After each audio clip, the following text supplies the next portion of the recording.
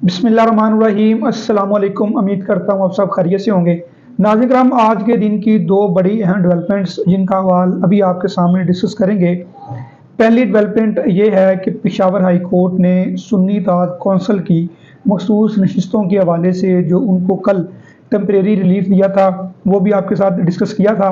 आज 5 रुकनी बेंच ने इस केस की समाअत की मखसूस नशिस्तों के हवाले से, और जो उस रिलीफ को एक्सटेंड कर दिया गया है 13 मार्च तक। उसके पीछे क्या लवाजमात थे, अदालत ने किन पॉइंट्स को मद्देनज़र रखा, एक तो उसकी तफसील आपके सामने डिस्कस करेंगे।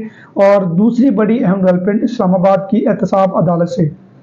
इस्लामाबाद की एहतसाब अदालत ने नवाज शरीफ के दोनों बेटे, जो कि 7 साल पहले जिनको एब्सकॉन्डर इश्तिहारी करार दिया गया था, आज उनके वारंट्स मनसूख कर दिए गए हैं और उनको 14 मार्च तक टाइम प्रोवाइड किया गया है कि वो खुद को अदालत में पेश करें। और इस मामले में हम ये देखेंगे कि क्या अदालत के पास ये इख्तियार था कि किसी भी इश्तिहारी मुल्ज़म को वो जबकि अपनी अदालत में मौजूदगी ना ज़ाहिर करे या ख़ुद को सरेंडर ना करे तो किस तरह उसके वारंट मनसूख किए जा सकते हैं।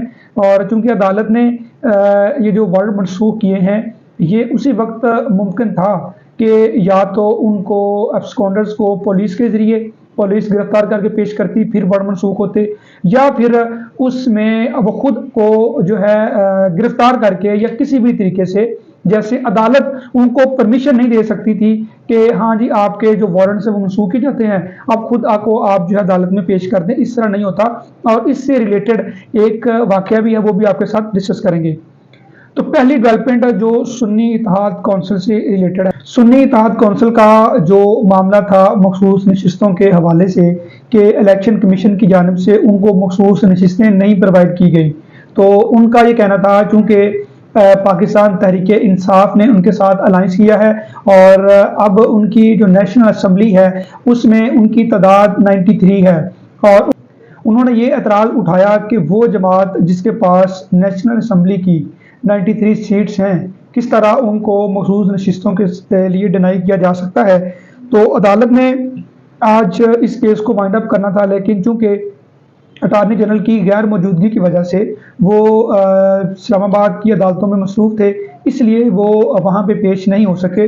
इसलिए फिर अदालत ने इस मामला को और 13 तारीख तक इस कार्रवाई को मज़ीद बढ़ाते हुए स्टे ऑर्डर जारी कर दिया है कि इसमें जितने भी वो लोग जिनको सीटें प्रोवाइड की गई हैं मखसूस नशिस्तें, उनको हलफ लेने से रोक दिया गया है और तमाम तर कार्रवाई को 13 मार्च के लिए रोक दिया गया है। और दूसरा मामला कि हसन और हुसैन नवाज के जो वारंट्स गिरफ्तारी मनसूख किए हैं, और कानून में बेसिकली जो वारंट इसलिए जारी किए जाते हैं कि जब कोई भी बंदा अदालत के रूबरू पेश ना हो, वो एक्यूज पर्सन हो, इल्ज़ाम लय हो या वो प्रूव हो चुका हो कि उसने ये ऑफेंस किया है, तो अदालत उस बंदे के वारंट्स गिरफ्तारी जारी करती है। वारंट का मतलब ये है कि पुलिस उसको या कोई भी कॉम्पिटेंट अथॉरिटी उसको गिरफ्तार करके अदालत में पेश करे। अब जो अदालत ने 7 साल पहले हसन और हुसैन नवाज के नैब केसेस में और अल अजीज़िया रेफरेंस में जो उनके वारंट से दायमी गिरफ्तारी के लिए जारी किए थे, अब उनको मनसूखी के लिए कल एप्लीकेशन दी जाती है, आज उनके वारंट मनसूख कर दिए जाते हैं इस्लामाबाद की अदालत से। नासिर जावेद राना उनके जो जज थे जो इस केस की समाअत कर रहे थे। अब इस केस में वारंट तक मनसूख होते हैं जब एब्सकॉन्डर पर्सन खुद को अपनी गिरफ्तारी देकर या किसी कॉम्पिटेंट अथॉरिटी के ज़रिए खुद को अदालत में पेश करे।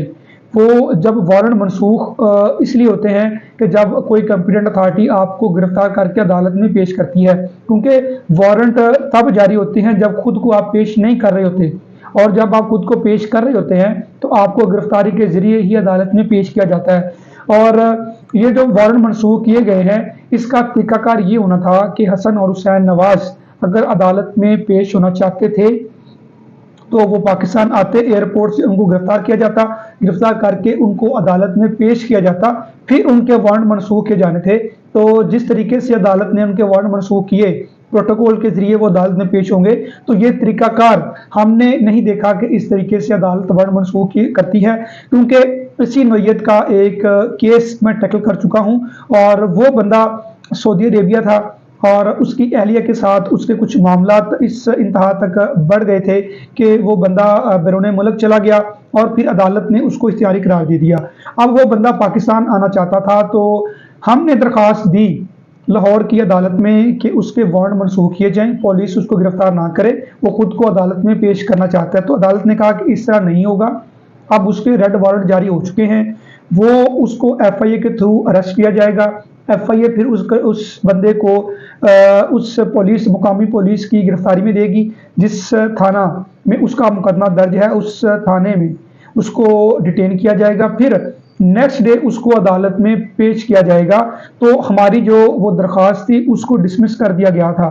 तो यहाँ पे सेम केस हसन और हुसैन नवाज का है कि अदालत ने उनको जो रिलीफ दे दिया कि आपके वारंट जो हैं वहीं जहां आप लंदन में बैठे हुए हैं वहीं पे आपके वारंट मनसूख किए जाते हैं और आप यहाँ पे प्रोटोकॉल के जरिए आके खुद को अदालत में पेश कर सकते हैं। तो इस तरह की जो प्रैक्टिस है कानून में वो हमने नहीं देखी।